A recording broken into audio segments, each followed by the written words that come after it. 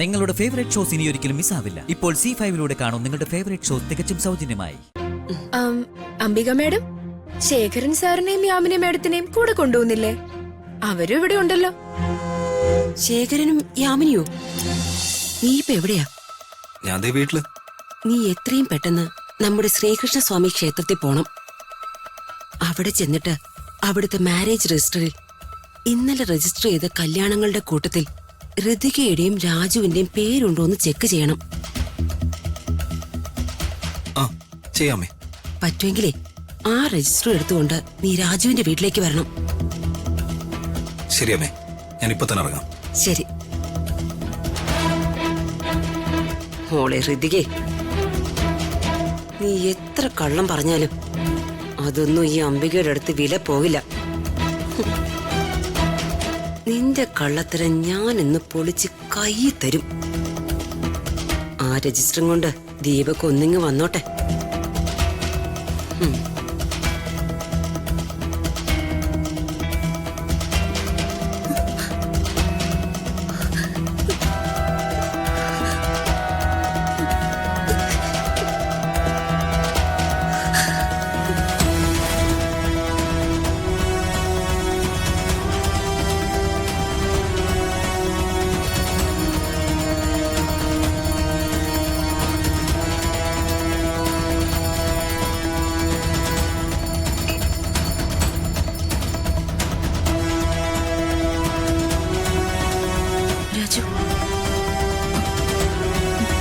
ചെറിയൊരു പ്രശ്നമുണ്ട്.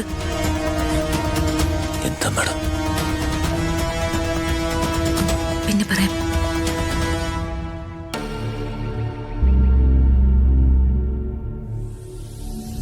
ഇനി വധുവിന്റെ കൈപിടിച്ച് വരന്റെ കയ്യിൽ വച്ചു കൊടുക്കണം. ആരാണ് വധുവിന്റെ കൈപിടിച്ചു കൊടുക്കുന്നത്? അത് ഇവിടെ അച്ഛാ, അച്ഛൻ ചെയ്താ മതി. അല്ല മോനെ, മതി അച്ഛാ, ഞാനല്ലേ പറയുന്ന. ഇവിടെ അതിനു വേണ്ടി വേറെ ആരും ഇല്ലല്ലോ. അതുകൊണ്ടാ ഞാൻ പറഞ്ഞത് അച്ഛൻ ചെയ്താ മതിയെന്ന്. ആ എന്നാ ശരി. വധൂവരന്മാർ എഴുന്നേറ്റ് നിൽക്കണം.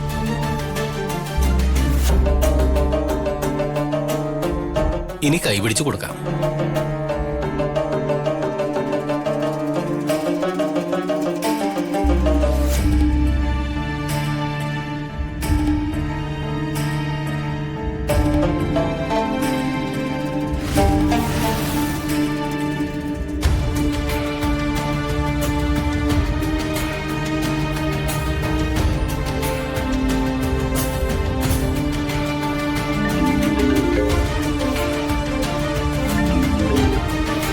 ഹലോ, ആ ഞാൻ എന്താ വരുന്നു.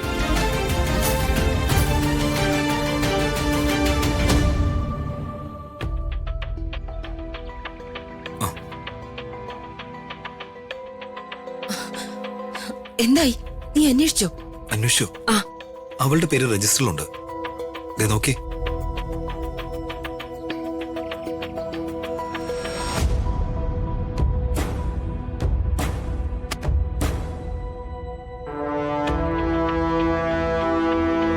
എന്തൊക്കെയോ കളികൾ നടക്കുന്നുണ്ട്. അമ്മ കാര്യം തെളിച്ചു പറ. പൂജയ്ക്ക് വേണ്ടി നിലവിളക്ക് കൊണ്ടുവന്നപ്പോ ഋതികയെ രമ്യ കാല് തട്ടി വീഴ്ത്തി. അത് അപശകനമാണെന്നും വിവാഹം കഴിഞ്ഞ മുഹൂർത്തം ഏതാണെന്ന് പൂജാരി ചോദിച്ചപ്പോ രണ്ടുപേരും പറഞ്ഞത് രണ്ടുത്തരം. ഏത് ക്ഷേത്രത്തിലാ വിവാഹം നടന്നതെന്ന് ചോദിച്ചപ്പോ അതിനും രണ്ടുത്തരം. എന്നിട്ടേ ഋതിക ഒരു കഥ പറഞ്ഞു. എന്ത് കഥ? അവൾ ഇറങ്ങിപ്പോയിട്ട് രാജുവിനെ വിളിച്ചോണ്ട് വന്നെന്നും രാജുവിനെ കൊണ്ട് അവളെ ഇഷ്ടമാണെന്ന് സമ്മതിപ്പിച്ചെന്നും എന്നിട്ട് കല്യാണം കഴിച്ചുവെന്നും പറഞ്ഞൊരു പുളുക്കഥ. കേട്ട് കഴിഞ്ഞാൽ തന്നെ അറിയാം അത് കള്ളമാണെന്ന്. എന്നാലും ഈ രജിസ്റ്ററിൽ അവരുടെ പേരെങ്ങനെ വന്നുന്നാ എനിക്ക് മനസ്സിലാവാത്തെ.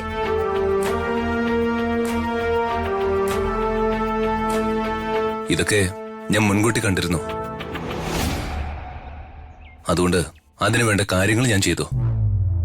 ക്ഷേത്ര കമ്മിറ്റി സെക്രട്ടറി എന്റെ പരിചയക്കാരന്. പുള്ളിയെ കൊണ്ട് ഞാൻ ചെയ്യിപ്പിച്ചതാ. ഞാൻ കരുതി ഇപ്പൊ തന്നെ എല്ലാം പൊളിയുന്നു. അങ്ങനെ പൊളിയില്ല മാഡം. ഒരു പഴഞ്ചൊല്ലുണ്ട്, ചേരെ തിന്നുന്ന നാട്ടിൽ ചെന്ന അതിന്റെ നടുക്കണ്ടം തിന്നണോന്ന്. അതേപോലെ തന്നെ ഈ തറകളെ നേരിടണമെങ്കിൽ നമ്മൾ കൂതറയാവണം. മനസ്സിലായോ? നവാ.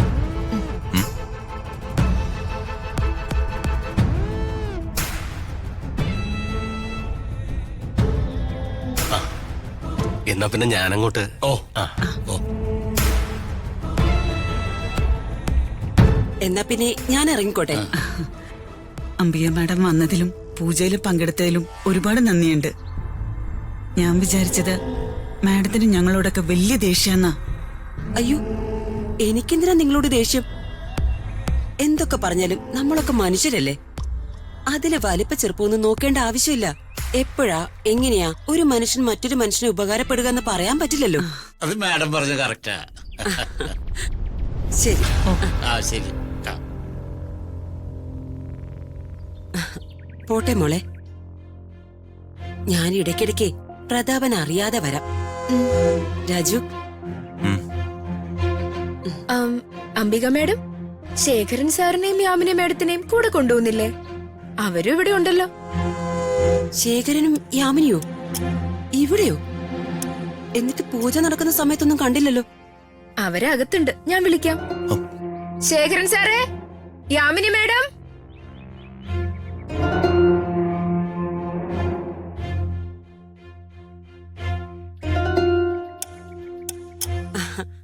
അത് ശരി, നിങ്ങളിവിടെ ഉണ്ടായിട്ടാണോ പൂജയിൽ പങ്കെടുക്കാഞ്ഞത്? അതോ ഞാൻ വന്നത് കണ്ടിട്ട് കേറി ഒളിച്ചതാണോ? ചേച്ചി, എന്തിനാ നിങ്ങൾ എന്നെ ഇത്രയും പേടിക്കുന്നത്? ഞാൻ നിങ്ങളെ വല്ലതും ചെയ്തോ? അംബി ചേച്ചി, ദയവ് ചെയ്ത് ഞങ്ങൾ ഇവിടെ വന്ന കാര്യം പ്രതാപേട്ടനോട് പോയി പറയരുത് പ്ലീസ്. ഞാൻ എന്തിനു പറയണം? നിങ്ങളെപ്പോലെ തന്നെ ഞാനും ഇവിടെ വന്നതല്ലേ. എനിക്ക് ഋതികയോട് സ്നേഹമുള്ളത് കൊണ്ട് ഞാനിവിടെ വന്നു. അതുപോലെ തന്നെ ഋതികയോട് നിങ്ങൾക്കും സ്നേഹമുള്ളത് കൊണ്ടല്ലേ നിങ്ങൾ ഇങ്ങോട്ട് വന്നത്. എന്തായാലും നിങ്ങൾക്കും എന്നെപ്പോലെ തന്നെ ഋതികയോട് സ്നേഹമുണ്ടെന്ന് എനിക്ക് മനസ്സിലായി. അതും മതി. നിങ്ങൾ യാത്രയൊക്കെ പറഞ്ഞിട്ട് വാ, ഞാനങ്ങോട്ട് ഇറങ്ങുവാ. ശരി.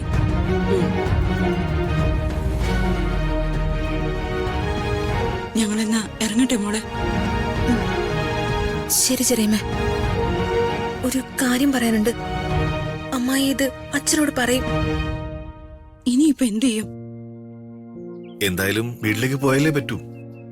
എന്താ സംഭവിക്കാൻ നോക്കാം. നിങ്ങൾക്ക് എന്നോട് സ്നേഹമാണെന്ന് എനിക്കറിയാം, പക്ഷെ വരണ്ടായിരുന്നു.